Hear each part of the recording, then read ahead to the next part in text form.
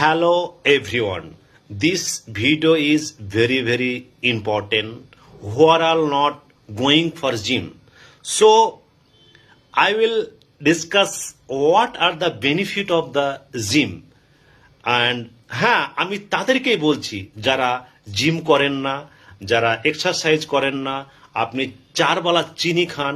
তো আপনি যদি 4 বেলা চিনি খান তাহলে আপনাকে এই যে চিনিকে বার্ন করতে হবে, ফ্যাটকে বার্ন করতে হবে, এজন্য আপনার এক্সারসাইজ প্রয়োজন, এজন্য আপনার জিম করা প্রয়োজন। তো হ্যাঁ আমি আপনাদেরকে একটা এক্সাম্পল স্বরূপ আমি একটা কথা বলতে চাই, সেটা হলো এটা আমার পার্সোনাল জীবনেরই কথা। হ্যাঁ আমি কয়েক মাস আগে জিমে ভর্তি হই।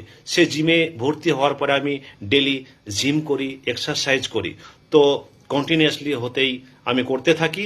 তো গতকালকে আমার হসপিটাল থেকে, আমাদের যে হসপিটাল আছে হসপিটালে প্রত্যেক বছর অ্যানুয়াল হেলথ চেক আপ হয়। সেই অ্যানুয়াল হেলথ চেক আপ করার পরে আমি কি দেখি, আমার সমস্ত রিপোর্ট গত বছর মানে এর আগের বছর যখন আমি চেক আপ করি সেখানে সমস্ত কিছু আমার কিন্তু নর্মালি ছিল। তো গতকালকে যে আমি হেলথ চেক আপ করার পরে যে রিপোর্টটা এসছে সমস্ত রিপোর্ট আরো কমে গেছে। আই থিঙ্ক এই রিপোর্টটা কমেছে, আমার বিশ্বাস, আমার দৃঢ় বিশ্বাস এই এক্সারসাইজ করার কারণেই আর আমার যে সমস্ত রিপোর্ট সেটা আরো কমে গেছে।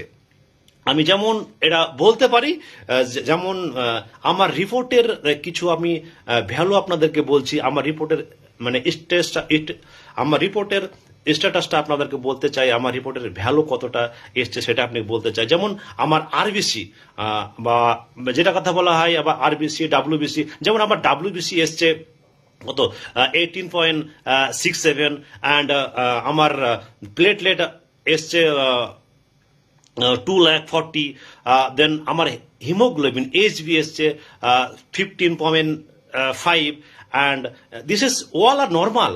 এগুলো এই যে রিপোর্টগুলো এসছে এগুলো খুবই ভালো। অ্যান্ড আমার বিপি, হ্যাঁ বিপি তো এসছে আমার 110/75। সো এগুলো নর্মালি। অ্যান্ড আরেকটা যেটা কথা বলি, কোলেস্টেরলটা এসছে মাত্র 83 অ্যান্ড আমার যে সুগার লেভেলটা এসছে মাত্র 87। সো এই যে রিপোর্টগুলো এসছে এই রিপোর্টগুলো তো ভেরি হেলদি রিপোর্ট। এই রিপোর্টটা একদমই খুবই সুন্দর রিপোর্ট। তো আমার বিশ্বাস যে এই যে রিপোর্টগুলো এসছে সেই রিপোর্টগুলো অ্যাকচুয়ালি আমার দৃঢ় বিশ্বাস 100% এক্সারসাইজ করার যে ফল সে ফলটা আমি পেয়েছি। হ্যাঁ এটা আমি বিশ্বাস।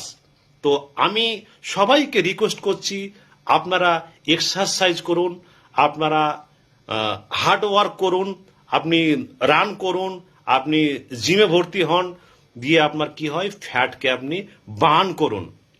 আপনার ফ্যাট বার্ন করা অবশ্যই দরকার। হ্যাঁ আপনি যদি ভাবেন জি না আমার ফ্যাট বার্ন করার কোনো প্রয়োজন নেই, দরকার নেই, আমার শুধু চাই টাকা পয়সা, হ্যাঁ আপনি এখন টাকার ব্যাগ নিয়ে দৌড়ছেন কিনা, হ্যাঁ আপনি এখন টাকার ব্যাগ নিয়ে দৌড়ান, কিন্তু আপনাকে আমি বলে দিচ্ছি আপনাকে কিন্তু আর কিছুদিন পরে আপনাকে যে মেডিসিনের ব্যাগ নিয়ে বেড়াতে হবে।